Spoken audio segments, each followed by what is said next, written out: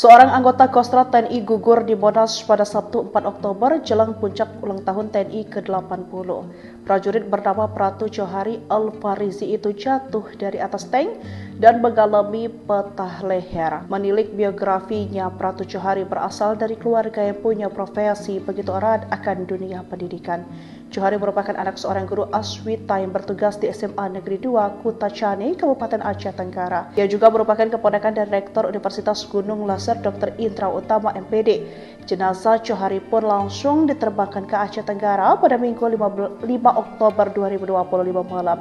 Hari ini Johari dimakamkan secara militer. Berlangsung dari Facebook, pendiam Agara Kepala Staf Kodim 0108 Agara Mayor Infanteri Roni Mahendra memimpin pelaksanaan upacara persemayaman dan pemakaman secara militer almarhum Pratu Johari, Tayan Komprad 2 Kostrad bertempat di Desa Pasir Kejengkan, Kecamatan Lawe Pulan, Kabupaten Aceh Tenggara pada Senin 6 Oktober 2025. Upacara pemakaman ini digelar dengan hikmat dan penuh haru yang dihadiri perwira bintara Tamtama Kodim 0108 Agara serta perwakilan dari Yon Kap 1 BCC 1 Kostrad.